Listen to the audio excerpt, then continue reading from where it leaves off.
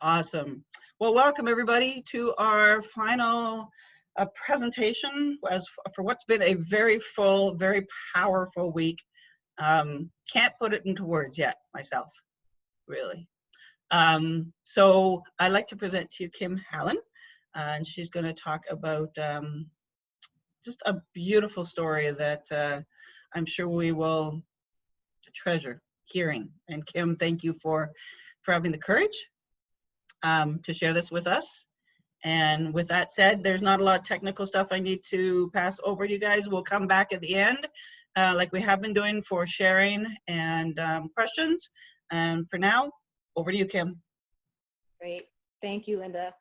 And first of all, I just want to say again, thank you to Linda for putting this amazing virtual conference together. I haven't been to all the sessions this week, but I've been to quite a few, and it's just been amazing, and such an incredible community of people.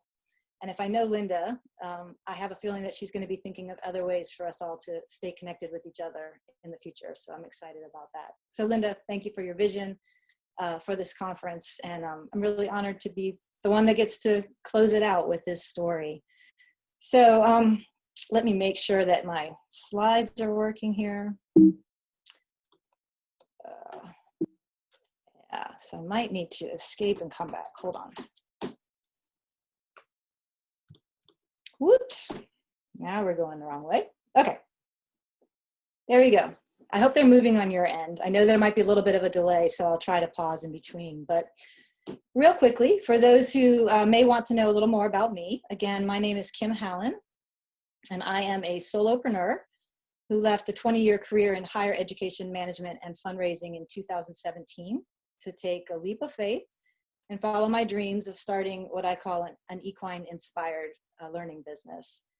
My business is called Unbridled, and it's kind of eclectic, but the unifying theme throughout everything I do is that I support both humans and horses in the process of unbridling themselves from both the external expectations of the domestic world and the internal gremlins, if you will, that often prevent all of us from living our most authentic lives and truly sharing our greatest gifts with the world.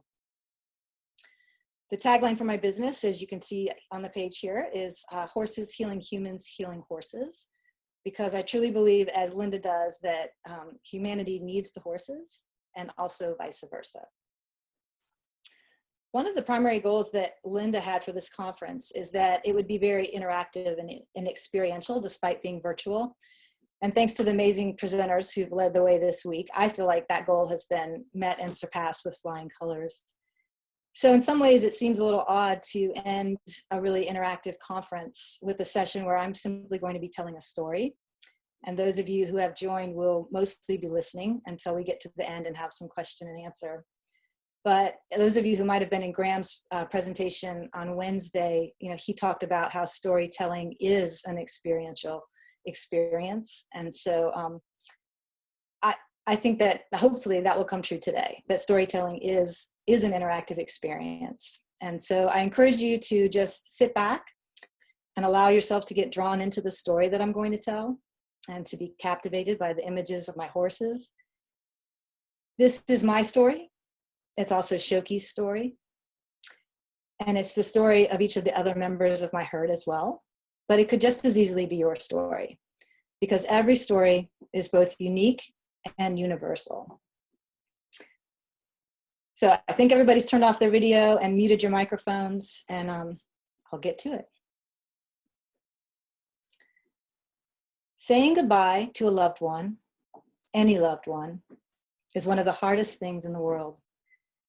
And yet death is an inevitable part of life. Eventually, we all experience it, not just personally when it's our time, but at some point during our lives, almost all of us will experience the loss of a loved one. And many of us will experience it more than once. Unfortunately, despite the universal nature and experience of death and of grieving, these aren't topics we talk about very openly in human society.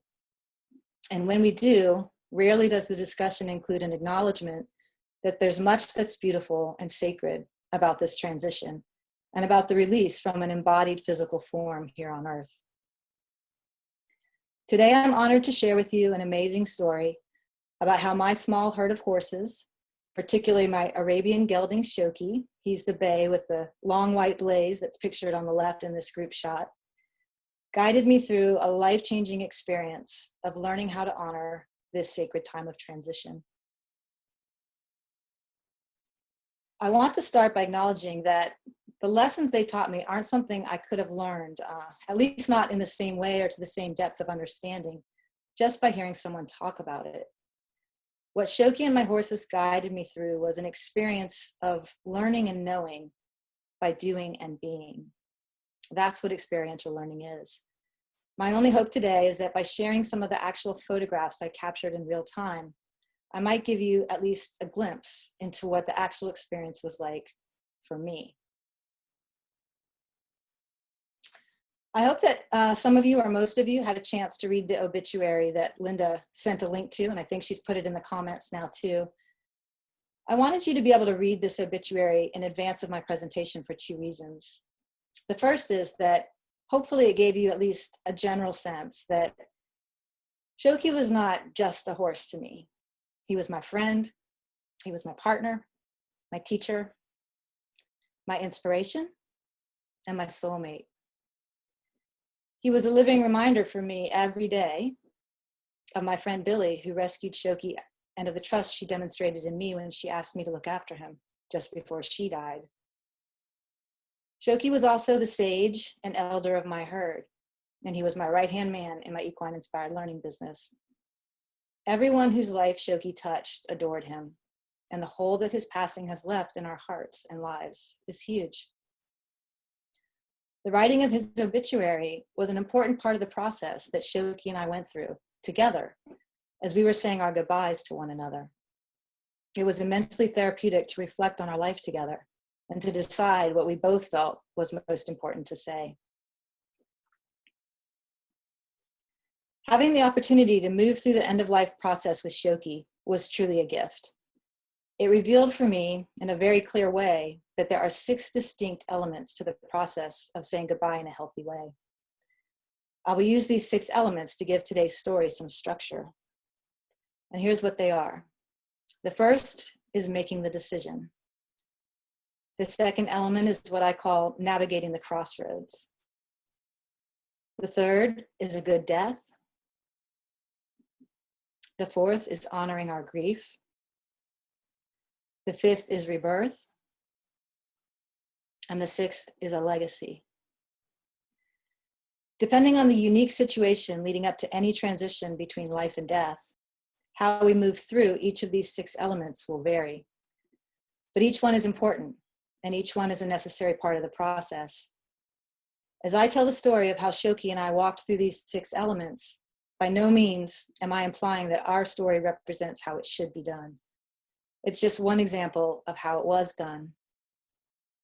My hope is that this story will open your heart and mind to a wide range of possibilities about how you might walk this path in partnership with the loved ones in your life when the time comes.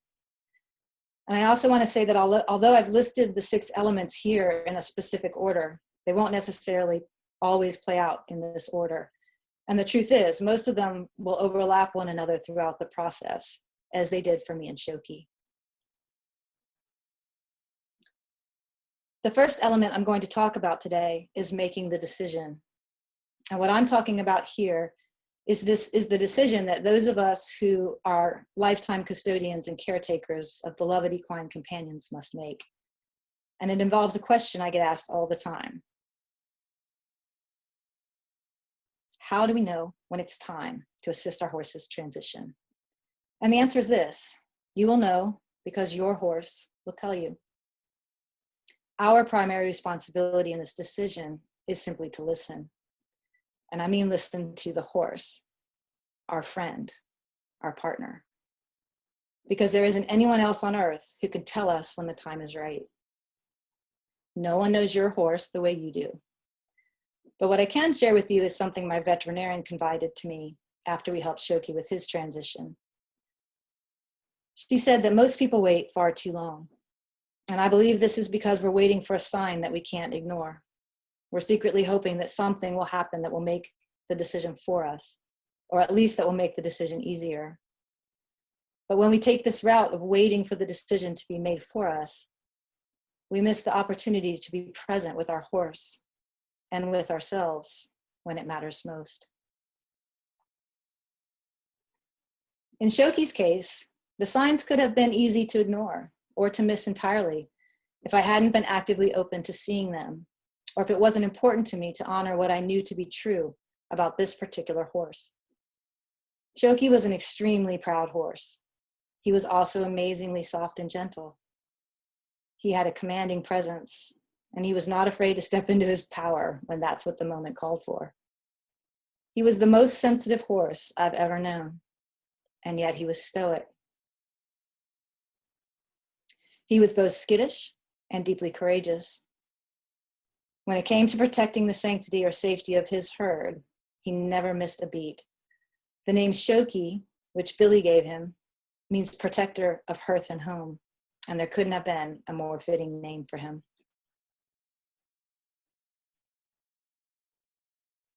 A beautiful, graceful Arabian, Shoki was one of those horses who never seemed to age and who somehow still managed to run and play and trot at 31 years old as if he were floating on air. He was both graceful and spirited right up to his final day. But by the beginning of this year, the arthritis and ring bone he suffered from left him limping pretty horribly whenever he forgot his age and overdid it. His day-to-day pain and discomfort had become chronic, even with daily medication. This was one of the signs he gave me.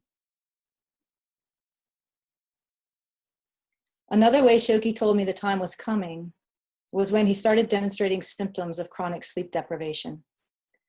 Shoki was a horse who had always gotten his REM sleep in what I call the deer position.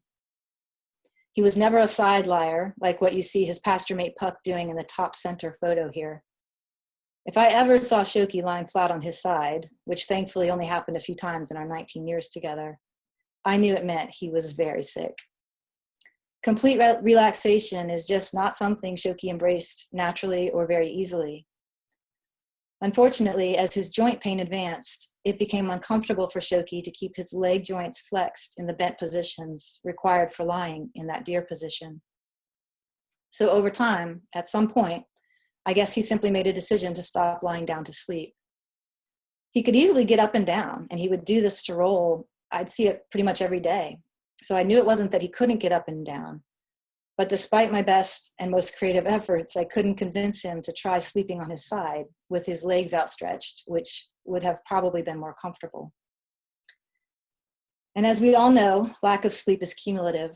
And eventually Shoki started experiencing partial collapses when he napped while he was standing, because his body was exhausted and it would start to go into REM sleep even though he wasn't lying down.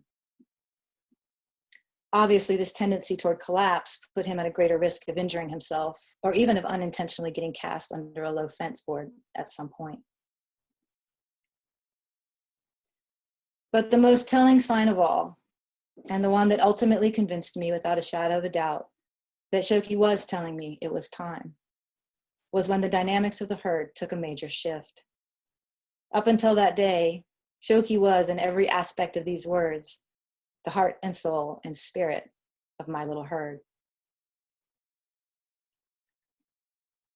In the beginning, I had a herd of only 2 horses, Shoki and my dun mare named Puck.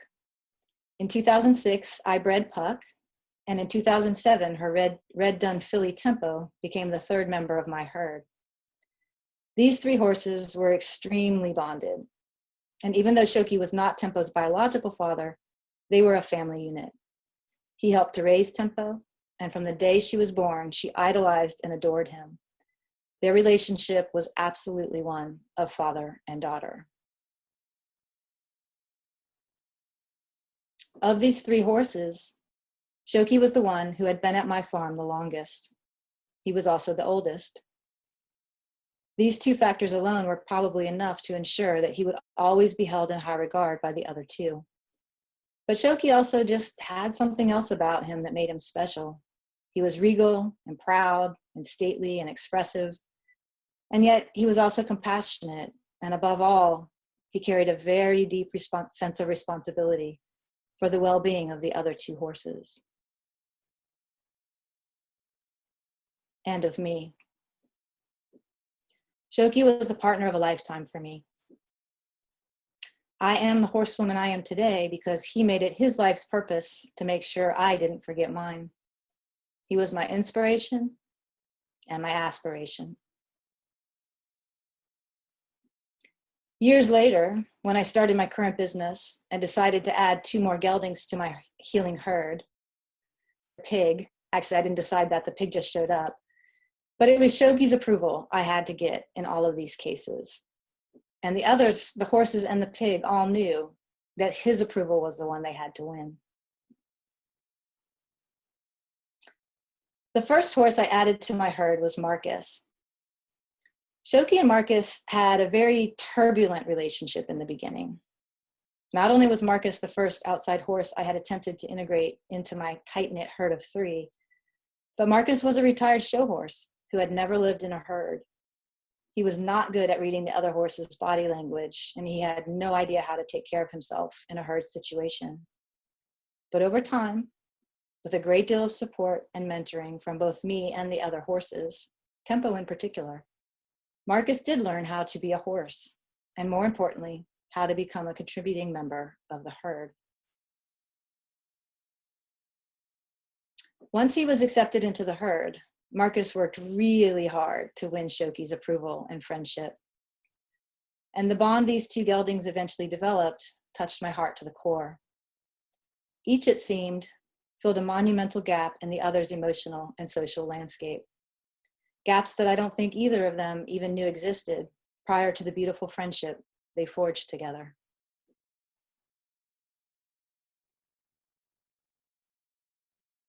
Marcus also developed a strong friendship with Rayleigh Cario, who was the other new horse I added to my herd. But the relationship that Rayleigh, that's what I call him for short, Rayleigh and Marcus, their relationship is much more animated than Marcus's relationship with Shoki was. And I think this may be partly because these two geldings were both newbies, and they held a similar low-level ranking in terms of seniority in my herd. So I think that made them feel more comfortable to just be playful and relaxed together.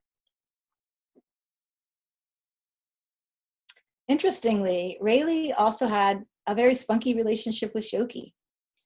And Shoki liked Rayleigh from the very beginning, although he did not hesitate to make it very clear where they stood with one another, as the photo on the left indicates. That was taken like in the first couple days that Rayleigh was here. And that was rare. Like I said, they liked each other from the beginning, but when push came to shove, Shoki was going to let him know who was in charge. But unlike Marcus, who was always very respectful of Shoki, Rayleigh is a little horse who takes big pleasure in pushing everyone's buttons and boundaries, including mine sometimes. Still, there was never any question in any of the horses' minds that Shoki held a place and a position all his own on my farm. Until, that is, the day that everything shifted. I honestly couldn't believe my eyes that day when I turned the herd out and suddenly Rayleigh was moving Shoki around the pasture. And it was so obvious to me that Shoki was letting him do it. I couldn't understand why this was happening, and I can't tell you how much it literally hurt my heart to see the horse I'd always assumed would maintain high stature in my herd, letting himself be herded around by this little punk. And that's exactly what Rayleigh was acting like, a kid with newfound powers he had no idea how to use judiciously.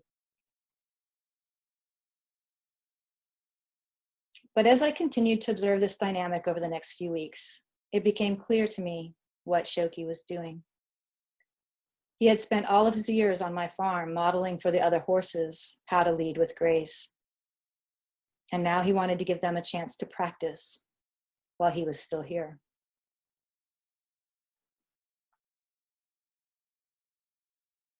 And this is where Shoki taught me about the second element, which I call navigating the crossroads.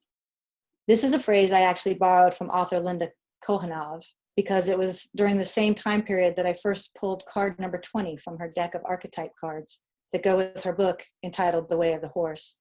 Some of you may be familiar with this book and the beautiful deck of cards that are illustrated by Kim Hallin. Navigating the crossroads is all about the delicate process and balancing act of letting go of something, such as our relationship with someone as we know it, when the time comes for us to start evolving beyond, while still staying present and supportive and connected. For me and Shoki, this not only meant staying present with one another, but also not abandoning our emotional connections with the other members of our herd during this time of transition. How this played out for Shoki was that the shift he initiated in the herd dynamics also involved him spending a lot more time away from the other horses. This may have been partly to give them a chance to experience being together without him, but it also allowed him to avoid being run around by Rayleigh in ways that he really couldn't physically handle anymore. These shifting dynamics with Rayleigh were particularly upsetting to Tempo, who made it very clear that she was not on board with Rayleigh being the one who could suddenly move her father around. And she went out of her way to try to support and defend Shoki even when he was trying to mentor Rayleigh and to test Rayleigh to see if he had what it might take to move into a more of a leadership role in the herd. There was part of me that also felt that Shoki may have started taking himself out of the mix more often simply because he saw how upset it made Tempo.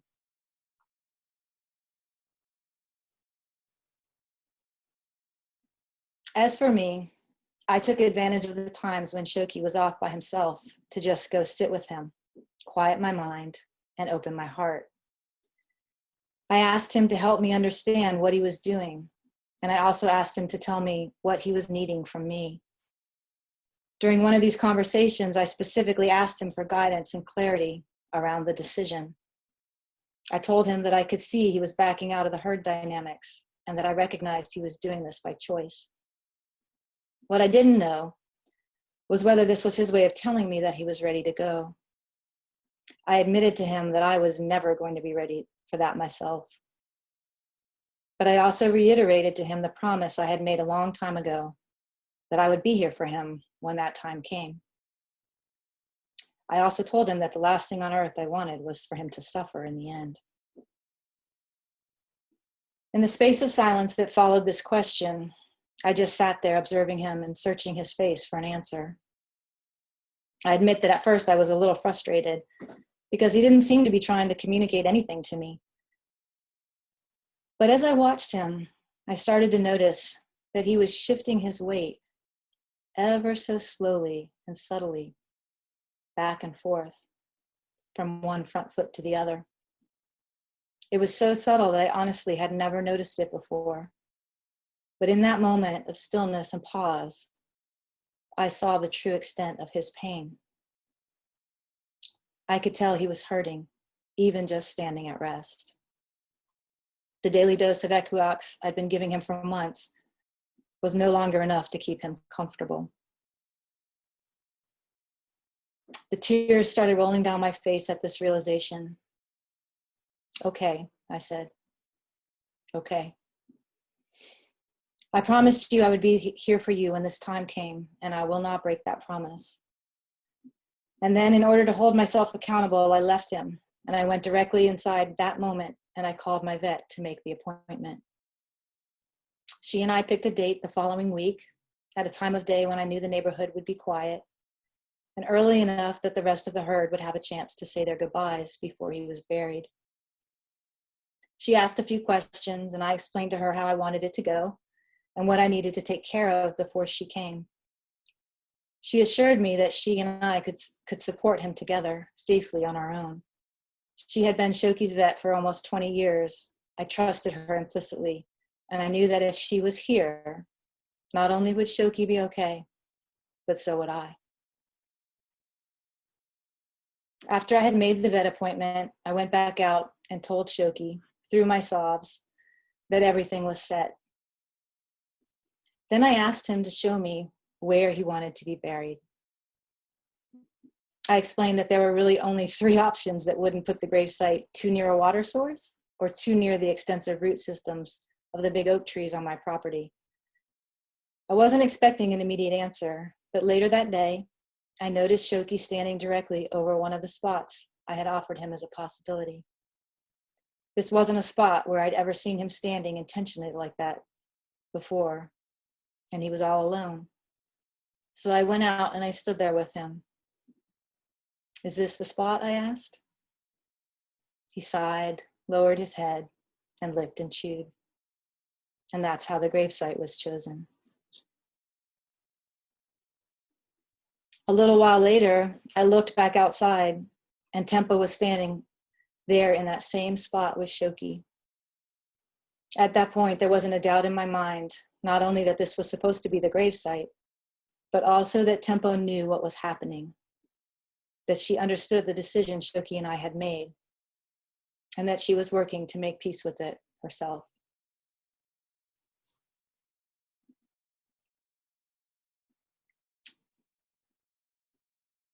As it turned out, my neighbor offered to come dig and prepare the gravesite, but he was only available to dig the hole that weekend, and this was a Friday. That meant that the grave would have to sit open for days.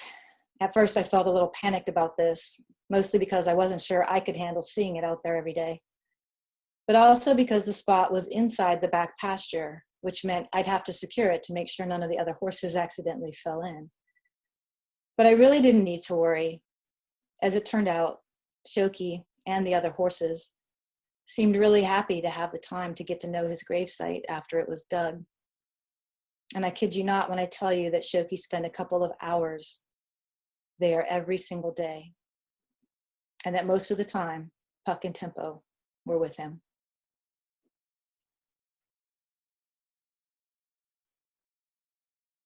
The day before the vet was scheduled to come out, as I was sitting under the run-in with Shoki, Puck and Tempo came over and flanked him from behind. All three horses went into a deep meditative state and stayed that way for a long time. I was sitting in a chair in front of Shoki. He was so relaxed, a couple times I thought he might go down. Silently, I encouraged this. Part of me really wanted him to go out on his own terms. But Shoki continued to fight the urge to lie down. In my own mind, I asked him why. If he was really ready to go, why was he fighting it so hard when all he had to do was just lie down and let go? He was already surrounded by his family. What came to me in response in the silence of that space, with just me and the three longest standing members of my herd in silent meditation together, was perhaps Shoki's most profound wisdom. Our whole life together, his soul whispered to mine, has been a partnership. You've worked hard to keep my body well nourished, even long after my teeth stopped working.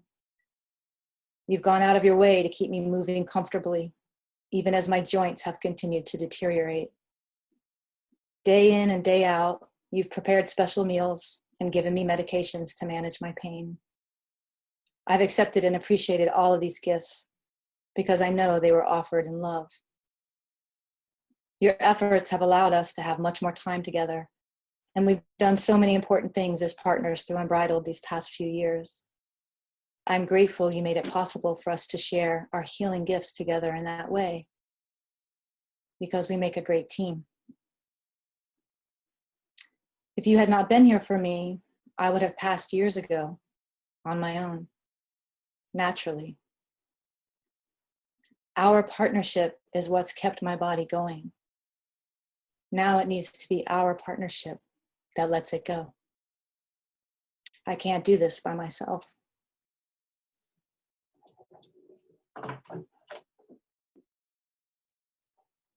And this leads us to the third element, a good death, which is the literal meaning of the word euthanasia. When we humans take on the responsibility of serving as the custodians of our equine companions, which includes making day-to-day decisions about their care and intervening as necessary to support their physical, mental, and emotional health, we also take on a responsibility to do everything we reasonably can to facilitate a peaceful and loving end-of-life transition. In most cases, this requires very intentional attention and planning. When we choose not to think or talk about the kind of death we want to facilitate for our horses, we risk undermining, in the end, much of the work we've done to facilitate a good life for them.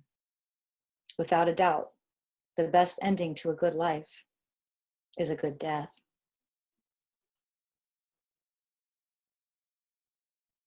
Given the conversations that Shoki and I had in the week leading up to his euthanization, I'm sure it won't surprise you when I say that Shoki was completely calm and willing and cooperative the day of the procedure. This is the only photo I have of the vet and Shoki and me that morning. I'm in the red jacket, and the orange arrow is pointing to where my vet was standing on the opposite side of Shoki. The photo was taken at a great distance, which is why it's fuzzy. It was taken by the one friend I invited to be on site with us and to take photos that day. I had sensed very strongly from Shoki that he wanted me to document this day so that it would be part of the story he already knew I was supposed to tell as part of his legacy. For me, one of the things that allowed me to openly feel a sense of joy around Shoki's passing was that I knew somehow his soul was going to be reunited with the soul of my friend Billy, who died of cancer in 2001. She had rescued Shoki as a young horse and later entrusted me with his care and asked me to watch over him until they could be reunited. I mention this again now because I want to share something truly beautiful that happened during his euthanization. The vet had already administered the sedative, which is the first step and prepares the horse's mind and body to receive the second lethal injection of the barbiturates. Shoki was so calm and relaxed, almost asleep after being given the sedative, that my vet said, "I have a feeling he's going to be one of those that just gently buckles and lies down." Of course, she had already prepared me for the other possible involuntary responses horses sometimes have to the lethal injection. So either way, I was ready. About 30 seconds after the barbiturates were injected, Shoki suddenly lifted his head in alertness and looked very intentionally past me, into the distance, off to the left of the screen here. He had his ears pricked forward and a soft, beautiful expression in his eye, as if recognizing an old friend. And I knew Billy had come to meet him. A moment later, he rocked back and rose up on his hind legs as if his very soul was literally leaping out, and then his body fell, lifeless, to the ground. My vet told me later that even though she's helped thousands of horses cross over, she's never seen one perk up and look so purposefully off into the distance like that after being administered the sedative or the barbiturate.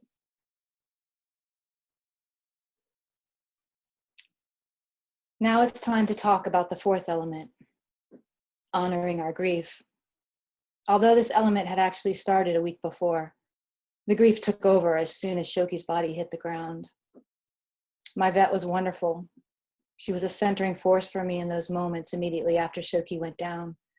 She kneeled beside his head and gently rubbed his face, closing his eyes. Lovingly, she thanked him for his friendship. And leading by example, she helped me let go of the hesitation I suddenly felt about touching his body. But when I did, it was soft and warm. I felt what remained of his life force pass through my hands and into my heart. Together, we ceremoniously cut the braids I had lovingly prepared in Shoki's mane, which I knew I wanted to save. And after I had said my goodbyes, it was time to let the other members of the herd say theirs. The weather that day was quite cool, and the herd had been turned out early together, enjoying a final graze and then a playful romp before Shoki eventually made his way, voluntarily, to the gravesite area. Tempo stayed close to him and seemed to know this would be her last opportunity to stand in solidarity with him, which their aligned body positions confirmed. The other three horses meandered to the front pasture, which is where I had decided they should be during the euthanization procedure, just to ensure that no one got too curious about the vet's supplies or made the process more complicated than it needed to be. The herd would still be nearby and would be able to watch over the fence if they so chose. Shortly before the vet arrived, I asked Tempo to join the others in the front pasture, which she did willingly. This shot shows where most of the herd chose to be during the procedure. Puck, Tempo, and Rayleigh all stayed within easy eye shot and earshot of what was happening, but they grazed calmly throughout. Marcus, who isn't visible here, chose to stay on the far side of the front pasture, off to the left and behind the cars, completely out of eye shot. I honestly thought that all of my horses, but especially Puck and Tempo, who had never known life here on my farm without Shoki, would have a hard time saying their goodbyes or making sense of his death. I knew for sure that neither of these mares had ever experienced the death of another horse, at least not in person. But I was wrong about how things would play out. Grief is very individual. When I invited the two mares approached together, but came only close enough to smell the air that was blowing softly in their direction from Shoki's resting place. As I watched them, it was obvious they had already known he was gone. And upon confirming this for themselves, they simply turned together and walked back into the front pasture to return to grazing. Rayleigh's response was a little different. When I invited him, he approached all the way to Shoki's body with his head high and his own body alert. As he got close, he repeatedly raised and lowered his head, sniffing the air and trying to make sense of what he was seeing. Rayleigh actually walked all the way up to Shoki's body, but intentionally avoided approaching Shoki's head. He walked a wide berth around it before reaching down to sniff Shoki's front feet. Then he promptly shied away before regaining his composure and then rejoining the mares in the front pasture. It turned out to be Marcus, who had the hardest time saying goodbye that day. I had to go and retrieve him from the far front of my property, and I walked beside him all the way to Shoki's body. What transpired from there amazed me. I knelt down beside Shoki's face, and Marcus followed my hand down with his nose and began sniffing Shoki's shoulder. He took several long whiffs as he passed his nose over various parts of Shoki's neck and face. Then he started nibbling, ever so gently, on his dear friend's ears. Of course, Shoki did not respond. At that point, Marcus got a bit agitated and actually started nipping at Shoki's neck as if wanting to egg his friend into getting up and playing the way they used to. It was simultaneously heartwarming and heart-wrenching to watch. When Marcus realized that Shoki was not going to get up, what he did next took my breath away. Marcus lifted his left front foot and gently placed it on Shoki's shoulder, right over the spot where Shoki's heart lay quiet in his chest. And then he stood like a statue in that position for what seemed like an eternity, paying homage to the best friend he'd ever had. When Marcus finally took his leg down, he continued to stand over Shoki's body as you see pictured here on the right, with his eyes mostly closed in deep meditation. After a while, I gently wrapped Shoki's head to keep the flies away. Then I left the two alone together because Marcus clearly wasn't done saying his goodbyes. After about 30 minutes, I felt Marcus beckoning me to come back. I thought maybe he was needing emotional support to walk away, but when I invited him to come with me to join the rest of the herd, he wouldn't budge. And that's when it hit me. Marcus wanted to invite me to stay with him and to connect more deeply with my own grief over the loss of our shared friend. At that moment, I realized how strong I'd been trying to be for everyone else that day, including the horses. Marcus's energy was so grounding. I felt as if he was saying, "Let me hold this sacred space of grief for both of us." And that's how Marcus reminded me that we should never rush through our goodbyes. This incredible horse stood over me and my long-term partner as I fell to the ground, buried my head in Shoki's neck, and sobbed. He continued to stand over me, allowing me to let my guard down and to be as vulnerable as I needed to be in order to say my goodbyes properly. And after sitting there for a long time in that beautiful space of grace, I noticed that the ribbons in Marcus's tail were gently blowing in the breeze. I had braided those ribbons into his tail to give him a longer fly swatter. Marcus came to me with a cropped tail, but that's a whole nother story. In that moment, as I was noticing the ribbons in Marcus's tail, I swear I heard Marcus say, "Shoki wants you to have his tail too." He was proud of it, but he has no more need for it.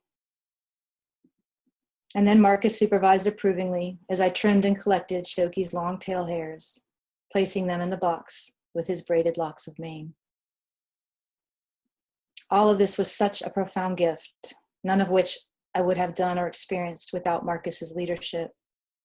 That day, he showed me what it means to honor one's grief. He also confirmed what I already know to be true about horses and herd families. The individual who sees and understands what is needed always steps forward to provide it. After that, I was able to stand beside Marcus, 1,000,000 times lighter than I'd been, and thank him from the bottom of my heart. After which he willingly turned and followed me back out to rejoin the herd.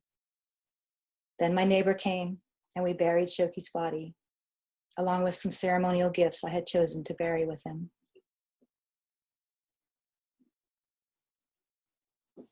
That evening, after the horses had eaten dinner and were tucked away in their night paddock, I noticed Tempo standing in the corner closest to the back pasture, staring straight at Shoki's gravesite. She remained there, all alone, quietly looking in the direction of his resting place with a deeply focused but calm attentiveness. I stood there with her until the sun went down on that most profoundly perfect and heartbreaking day.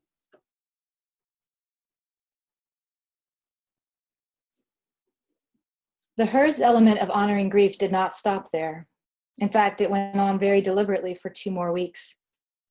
My herd typically prefers to spend the majority of their time in the larger front pasture, but they spent most of their time each day for the next 2 weeks in the back pasture where Shoki was buried.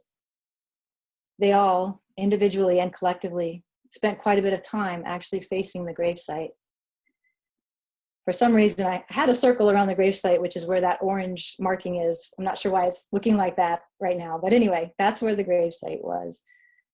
And they all individually and collectively spent quite a bit of time facing that area, which was an area of the pasture that had never seemed to hold any special meaning to them previously. For the first few days, I honestly don't think any of my horses lied down to sleep after Shoki was buried.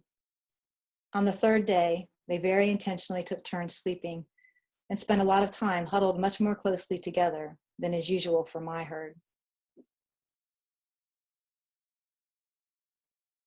Initially, none of the horses wanted to approach the gravesite. So on the 4th morning, I invited a friend who was an energy worker to come over. We went out and very intentionally sat on the far side of the gravesite, about where you see Marcus standing in this photo. As soon as my friend started running, clearing energy, each of the horses came over in turn to visit with us and to quietly explore the gravesite at close range.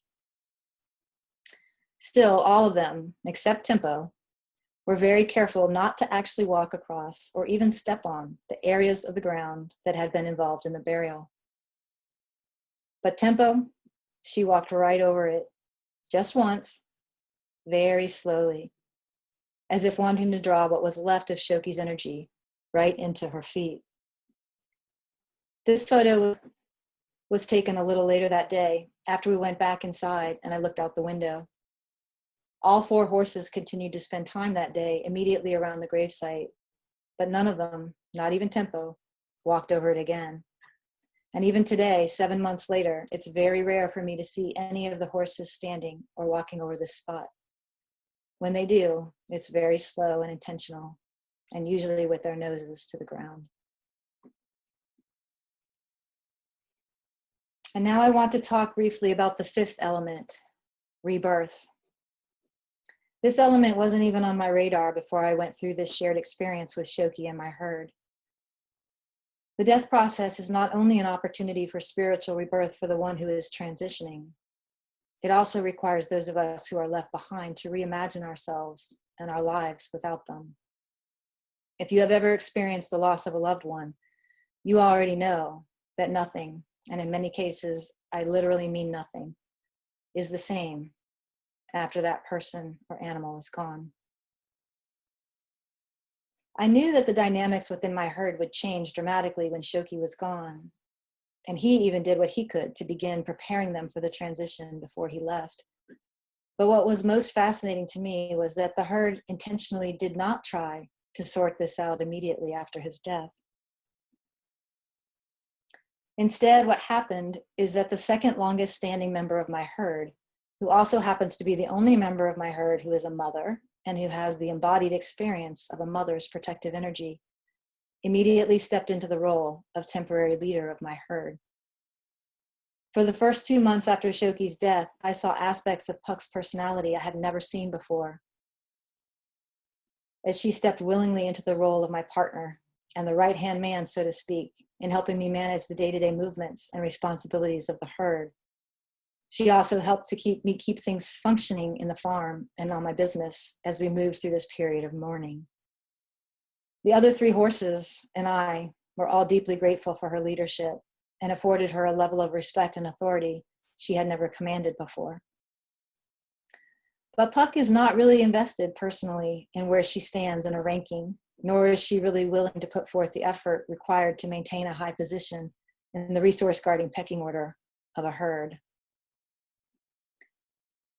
So about 3 months out from the date of Shoki's death, I came out one morning to find that Rayleigh was suddenly bossing Puck around, much like he had Shoki.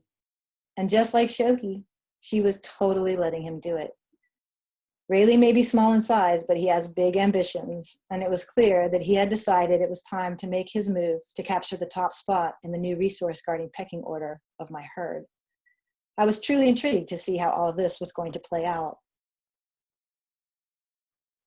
I was pretty confident that Marcus, who is absolutely a lover, not a power player, would remain at the bottom of the proverbial pecking order. And I want to be clear here that leadership in horse herds is not synonymous with pecking order. But what happens is that pecking orders are an often necessary coping strategy for domestic herds because they have to deal with the very unnatural reality of limited resources in captivity. I also want to say that although Marcus has remained at the bottom of the resource guarding pecking order, he now holds the role in our herd of a very stabilizing and grounding energy force, much more so than he ever did while Shoki was living. What I had a hard time imagining was that Tempo, who despite being born into my herd and always carrying the responsibility of being the baby in the past, I had a hard time believing that she would be willing to cede power or control over to Rayleigh, who despite his ambitions is still the youngest member of my herd and also the newest.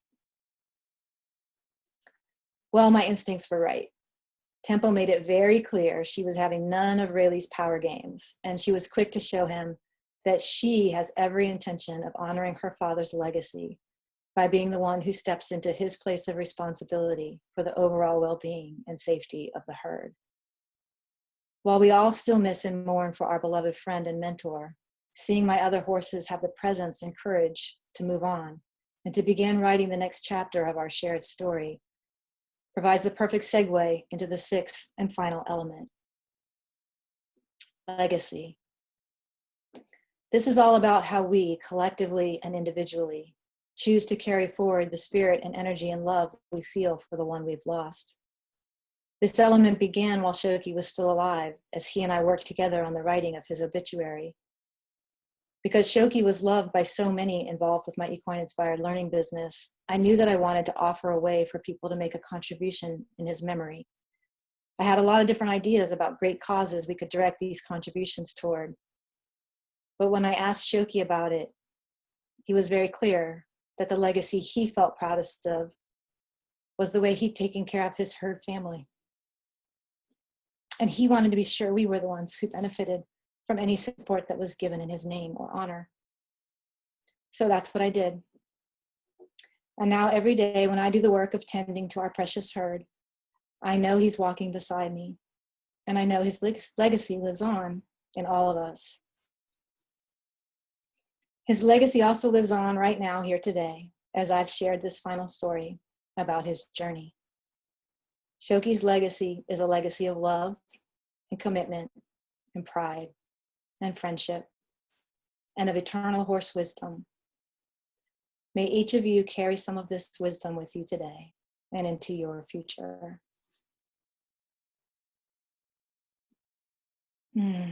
Thank you for listening and for allowing me to share this story today. Linda knows, and I told her it's the first time I've told this story publicly, so got emotional a little bit a couple times. But when Linda asked me to share, to present at this conference, as I was thinking about it, I could feel Shoki kind of nudging my shoulder and telling me that it was time, that this was the right time to do it. And after getting to know the community of this conference throughout the week, I understand why this is such an amazing community. So thank you for letting me share his story today. Oh, thank you, Kim. I'd like to bring everybody back up on video, but only when you're ready, because I'm going to be a minute. So I'm yeah. not the only one? Okay. You did well. I'm not sure about all of us. Yeah, let's come back up on video. Any questions you have, any comments, anything you'd like to share, come on back up. Only when you're ready. We will take a minute and take a deep breath. Kim, thank you. That was amazing. I was really looking forward to this one. It might sound weird, but you'll understand when you know that I love the way you said a beautiful story about death and dying. I've been through this loads of times, and each time is different. And I don't know. I was going to say it doesn't get easier, but sometimes there's, like you've just beautifully described, it's as much as a gift as a loss. So just thank you for sharing them. You know, with it being so recent, God, I don't think I could have got through that. So well done. Well, it has been 7 months. He got you through it. Yeah, he got me through it, and I got to practice a little. But it is, I'm so thankful that he helped me stay present through this. I've lost other horses. I lost one to a lightning strike years ago. Sudden things. This was the first time that I had gone through euthanization with a horse. So really walking through that in that intentional way where it was a partnership to make the decision. And I'm so thankful it was him, because now I feel like I at least have an understanding of how to stay present through that process with the others. And I know it'll be very different with each one. So I appreciate you telling me that, because I sense that that's true. Yeah, definitely. Anybody else? Anybody else like to share? Kim, yeah, this is, wow. What a gift. Thank you. I do want to hear your perspective, given the work that you do. Yeah. I don't know if I could do that right now, but wow. This can be such a gift to so many families going through this. Thank you. You're welcome. Yeah, if you don't mind us sharing it, if you don't mind me sharing it. Not at all. I got through it. We might as well share it. And for those, I have also some video from that day. Yeah. I decided not to use that for the video because for this story, because I think it just was good to stay in one medium. But I did post yesterday on my YouTube channel just a little bit of video footage of of Marcus saying his goodbyes, which is very. So if anybody would like to see the actual live video of that, it's on my YouTube channel. I can give you the link to that if you'd like to. Yeah, we'll post that with when we put everything up. I'll add that to it. Okay. For sure. Thank you so much, Kim, for sharing that. In January, the farm I just moved from lost 3 horses. Our senior paddock, but it was just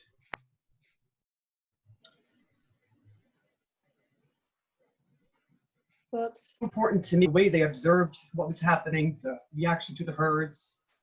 So thank you for being able to communicate that so beautifully.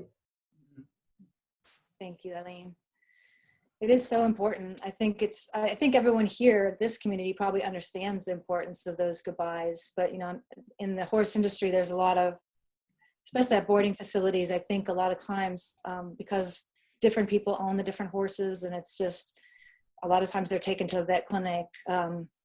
There's just not a chance for horses to say that. And, you know, the relationships they have with each other are no less meaningful and real, probably more so than ours with them. I mean, they live together every day. And it doesn't just affect one, it affects my whole herd. You know, we're still trying to find our new normal without him. You know, just like in a family, if a patriarch in a family dies, everything changes, right? Everybody's relationships change. So we redefine ourselves. But the other thing it's had me thinking a lot about is, you know, horses get sold a lot in the domestic world too. And it's not death, but at least with death, if they get to say goodbye, they understand what's happened. They know that the horse is gone. There was not and I've heard other people say this, none of my horses called. They didn't wonder where he was. There was no sense of, they didn't know what had happened. They completely understood. Versus when a horse is taken away on a trailer, you often get a lot of calling, and they stress because they don't know the answer. But so I think that it deserves a lot more conversation and discussion in the horse industry of how do we facilitate any kind of transitions of horses losing their companions and their friends, whether it's to death or some other way. How do we make that, other than, I think it is important to sit and I talk to my horses about things. I think they understand things. So to them what's happening, but there may be other ways too. So I don't want to end the conference on a low note. So I know that this was sad, but it's also beautiful. It's so beautiful to hear it so well spoken and beautifully communicated that they are so connected. That's why we are so connected to them. It was just because I've experienced other scenarios more due to injury, you know, not the old age, not an old paddock where they were together, you know, they were all over 30, just so horrible for the humans, but just so beautiful how they just supported each other through it, you know, which helped me. Yeah. So, and just to offer that legacy for them too. But because it is, I think it's something that doesn't get acknowledged for the fear of being too emotional or too something. I don't know, because it was something that not everybody was comfortable with discussing, you know. Yeah. For me, it just was such a beautiful thing how they helped each other transition. But they certainly do, and they helped me. I don't know how I would have gotten through it without my herd. I mean, they're the ones that I depended on through that. Yeah, that was amazing with Marcus. Yeah. Right. Yeah. Did you see the video? I don't know. I thought this was sad. Yeah, the video is like, wow. I think the still photos were beautiful. The video might have been, you know, for me, certainly. Yeah. But beautiful. Very well. Thank you. Yes. Well, Kim, I don't know. Hi, David. I don't know how you got through that. Oh, I know. I'm still choked up, and I kind of experienced some of that long distance. Knowing Marcus a little bit because I worked with him, and even Relly. But I want to say this. Horses could probably do that on their own, but you prepared them in such a way, such a beautiful way, that it really helped them make that transition. And of course, they were helping you make that transition as well. But how you shared that today, I don't know. I'm still teary-eyed and stuff like that. I mean, that's so beautiful. And of course, it reminds me of the horses I've lost, and my dog and my wife, and this has been very helpful to have you present it in such a way, such a beautiful, loving way. So Thank you. Thank you, David. And thank you for being here today. David's lives far away from me, but he has done energy work and connection with my horses in many different ways. So he knows them remotely. Thank you, David, for being here. Yeah, thank you, and nice to meet you, David. Tara? I just wanted to say thank you to you and your herd, and I just hope that it's coming through without me having to say it, but bless you. Thank you so much. Thank you. Thank goodness we didn't have our videos on. Can you imagine what it was sounding like? Right. Oh my gosh. Well, I think that's also why I think this format was really good for this kind of a story, because each of you could just be in your own space. And I could be in my space as I was telling it. I think that was important too. Yeah. But I want to go back to the one thing when Shoki talked about our life together being a partnership, and that it needed to be a partnership at the end. I think that that's something we all should think about when the time comes. And it doesn't necessarily mean that we always have to help them physically transition. Sometimes they will pass on their own, and that's what they need to be supported in doing. But that's not a time to abandon them or to abandon the partnership. And that's the thing I'm most thankful for, was that, and I stayed present. And it's some of my favorite, they're emotional, I get sad, but they're also some of my favorite memories of our time together, with those last week of our life together, of his life with me. I think you've changed, you've given anybody that's watching this a new way to think about it. And I know, Karen, you're here and you work in that same realm of helping with animals, crossing or passing, but to give us another way of doing it, or to give us new things to think about when it's happening. That's an evolution. And this is so supportive, because so many times you'll hear about people who let go of their senior horses because they can't face having to go through euthanasia with them. And to see this done so honorably and gracefully and lovingly, and it's a gift. And that's why I was saying this would be wonderful to share with families, with people who need to go through it. And I mean, sometimes they can't even be there with the vet, which is something a doula would also step in and be there with the vet. But this has just been amazing. Thank you. Yeah. And this will be up to share later, so share amongst everybody and anybody. It does. This is both of you ladies, because you're here, Debbie. I just wanted to say that I really appreciated the way you narrated that story. It was beautifully written.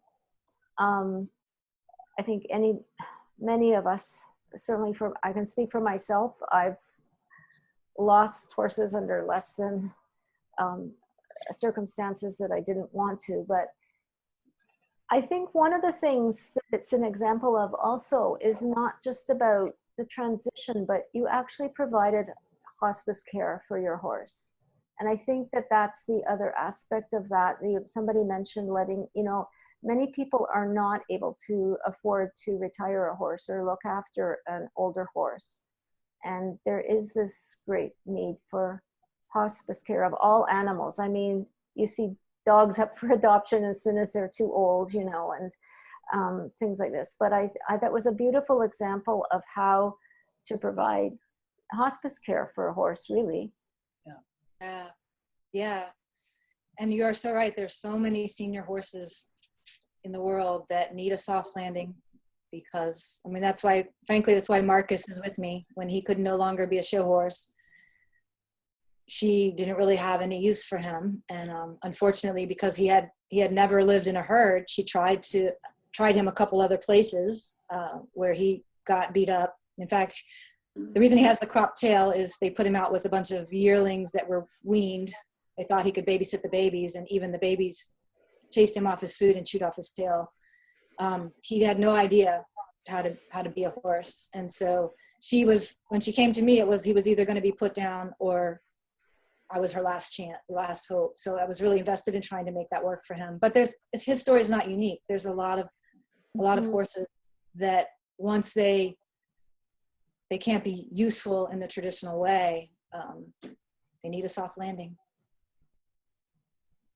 Yeah. Or people need to have more examples of how do we continue that relationship in the beautiful senior years. I mean, I think that's really what I would love to see, is people feeling like they're empowered to keep those horses and they don't need to compete with them anymore. Like, this is a whole new chapter of life that's beautiful with the horse. So we need to be telling those stories so people can envision how to do that. Absolutely. Yeah.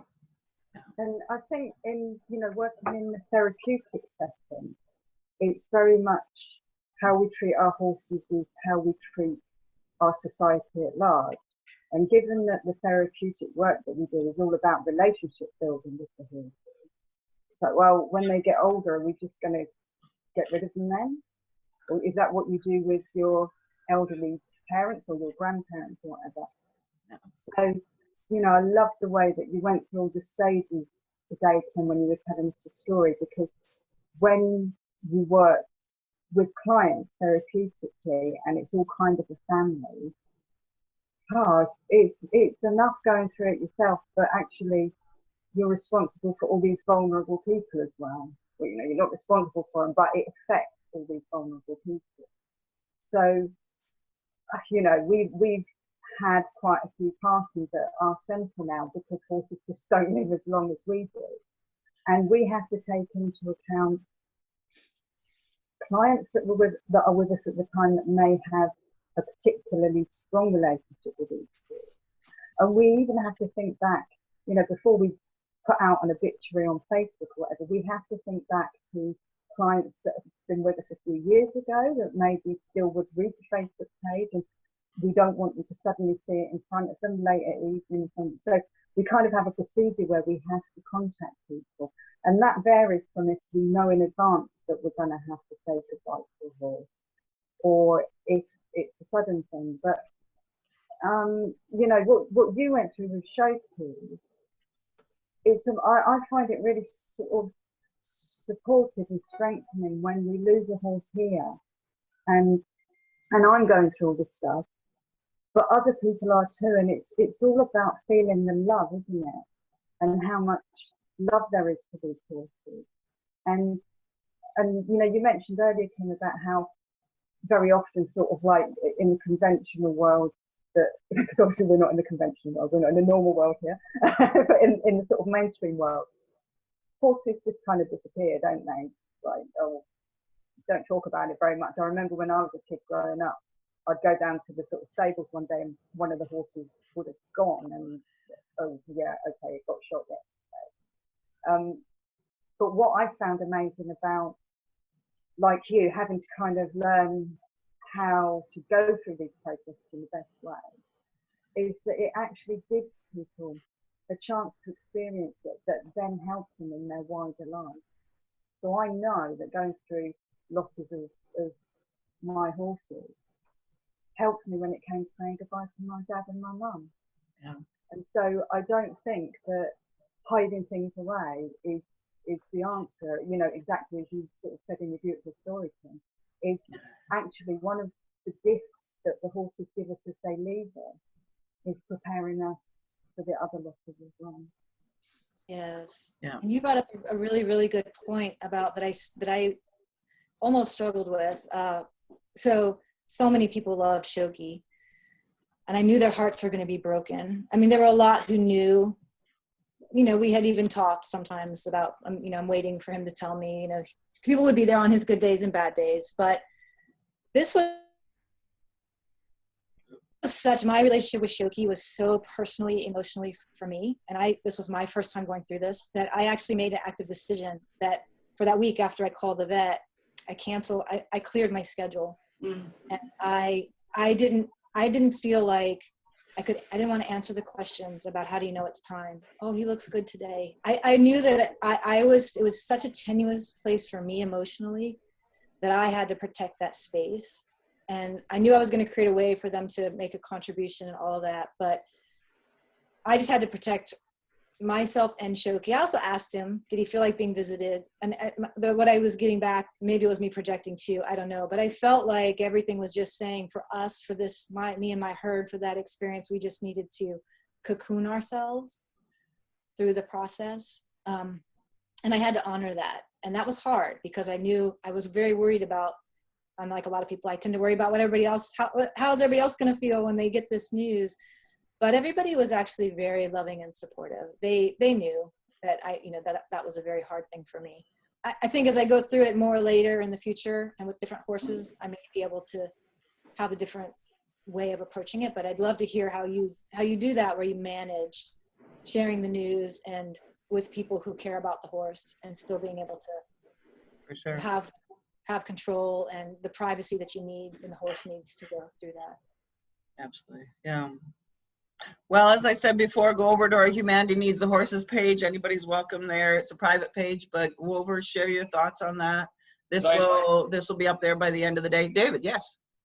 I say, Kim, I really appreciate you doing this, but I want you to know that I really appreciate Shoki doing this with you. Yeah. Yeah. Your connection is beyond the grave, and what you're doing as part of his legacy.